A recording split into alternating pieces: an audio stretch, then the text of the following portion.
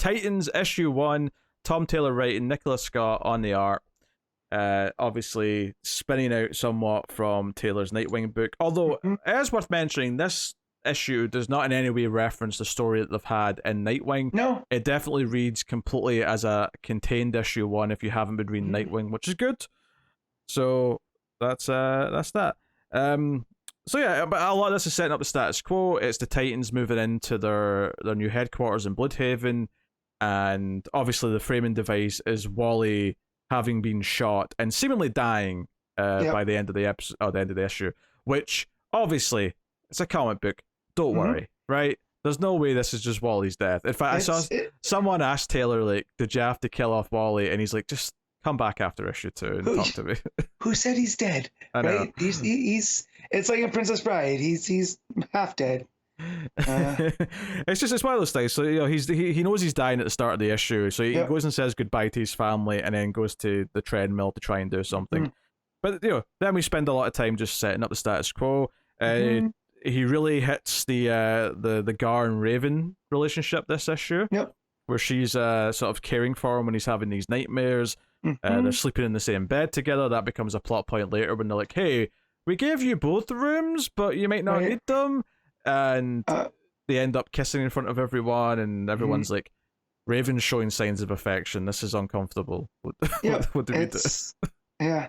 Well, and also I like the fact that he because of the trauma and everything that he's come through, he's sleep changing. So he had changed into a mouse while asleep, and him and Raven have to get through that. So I do like that it's continuing some of those threads for Gar.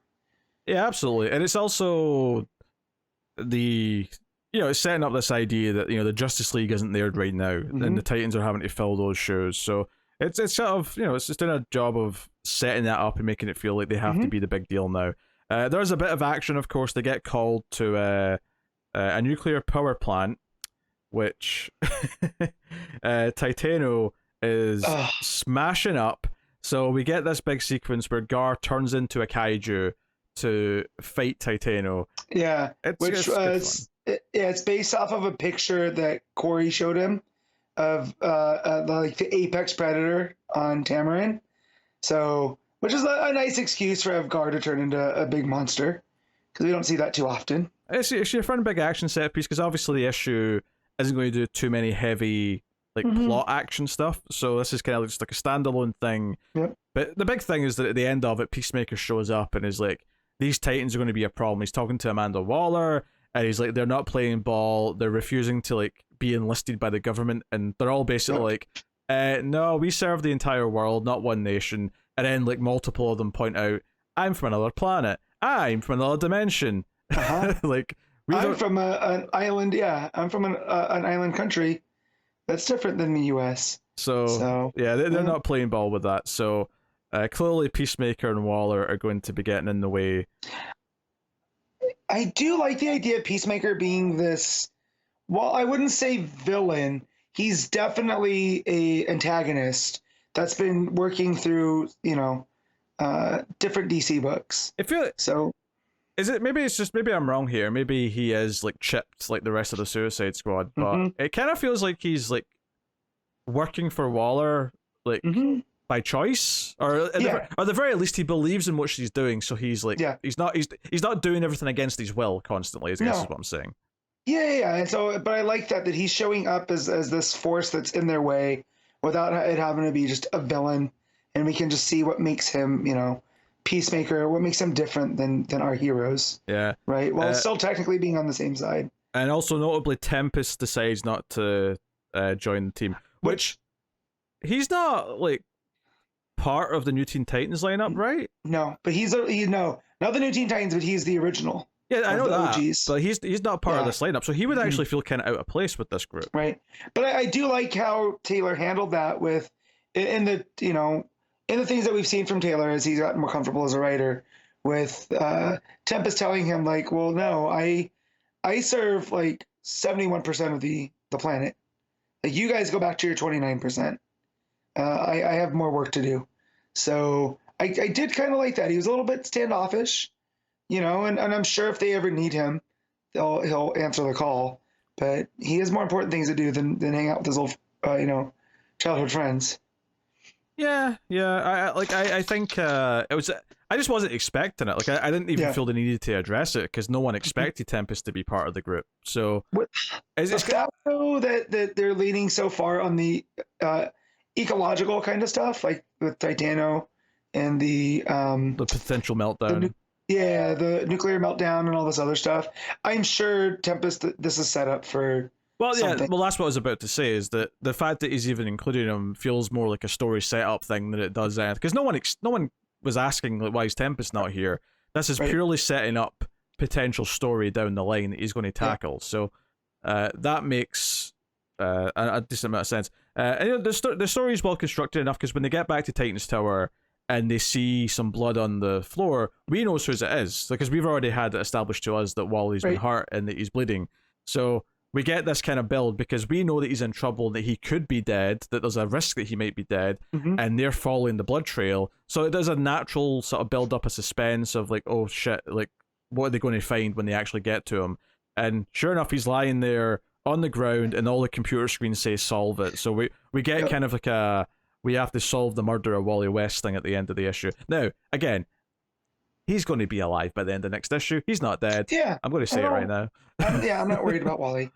I'm worried about his friends thinking that he's dead, though. Like, that this is going to hit Dick, right? So if the mission of whoever... Because they said that they must have snuck up on Wally and shot him from point blank, right? Like, well, it wasn't them. It was Wally that said that. Yeah. Because Wally said that's how he get hit because he would he would dodge it, he'd phase through it, but because he was shot point blank from behind, he didn't have the time. Yeah. Right. So that being a staple, I feel like this is whoever it is, it's meant to take the Titans off their game. So I have no guesses though, because it'd be kind of, I don't think Deathstroke. I think we're past that story. For now, yeah. Well, it does say Brother Blood next time at the bottom, so we'll see if he's got anything to do with it. But I think it's a really strong issue one because it sets up the status quo of the characters, and I think it's smart to feel like it's not just like, even though Dick's the leader, I think it would be maybe a little bit of a bad choice to like focus on him primarily for issue one because he's already, we've already got a Nightwing book that Taylor's already writing. It'd feel kind of weird if this was just Nightwing and friends, but by focusing on the emotional core between Raven and Beast Boy, that says, okay, these two is part of an ensemble, and we're focusing on these two for the emotional side this issue, and we're focusing on Wally for the big plot mystery this issue. And yeah, we get a couple of nice moments of the others as well, don't get me wrong. Like, Cyborg goes in and stops the meltdown from happening, whatever, but it makes it very clear in this first issue that this is an ensemble with all these characters, and that it's not just Nightwing's book with some friends also being there for action scenes. Right. It feels very much like a team book. Yeah. And I haven't read like a team book like this in a while, because Justice League's been gone for a minute, so it feels nice that everything's balanced. And Justice League was a bit, before it was gone, it was in a bit of a rough place. Yeah. It was a roller coaster for sure.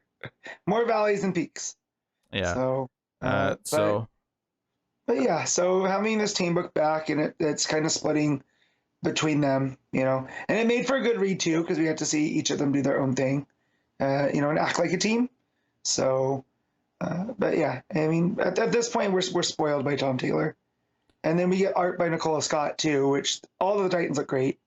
I really like her Raven, because Raven's not a character I'm particularly tied to, not like Nightwing and Starfire, but so to see this kind of take on her, where she's not as gothy, right? Like there's some of those vibes, but her red hair is really popping, under the hood. So I thoroughly enjoyed. Yeah, the Nicola Scott art is it's very bright and clean, like Nicola Scott's art always is. It's very expressive. Like no one draws a character smiling quite like Nicola Scott does. You could almost when you see Donna Troy smiling here, it's hard not to think of her Wonder Woman art. Yeah. When you see that, because it just makes you think of it instantly. So but the kaiju stuff was a lot of fun. So good. Yeah. Again, anytime I get Titano in a book, I'm happy. Well, no, but I specifically mean the art, though. I'm talking about the art here. No, I know that. Yeah. But and then get to see Nicola Scott drawing Titano on top of it. Like, Come on. Yeah, I know. I think all those big moments land, but I think the bigger thing is that all of the characters feel really pleasant to be around when Nicola Scott's drawing them. Like that, everything's very friendly. It feels like, and not to say that there's no, risk. Like I said, the tension does ramp up at the end when they're following the blood trail. But I think because it's so happy and good feelings up until that point, it feels like darker. Like, oh no, I don't want any of these nice characters to have to go through something traumatic. But then that evil man Tom Taylor is going to put them through something traumatic. Yes. I think that's, and I mean that in the best possible way. So, right. Yeah, no, it's a really good issue one. Sets up a team, sets up the status quo of like them moving into their new building that they're replacing the Justice League. Sets up some big story beats, and big. I think more than anything, I like that it takes the time to give the characters like their, like giving this relationship a sort of blossoming here. And setting up that we're going to be doing interpersonal stuff with them as well as everything else. I think it's a really good. It's just a promise from the first issue, which isn't surprising given that Taylor's been doing very well with that in Nightwing. But it's nice to see it here all the same. So, yeah. All right, what are you rating Titans? Do I? I'll go with a solid 9.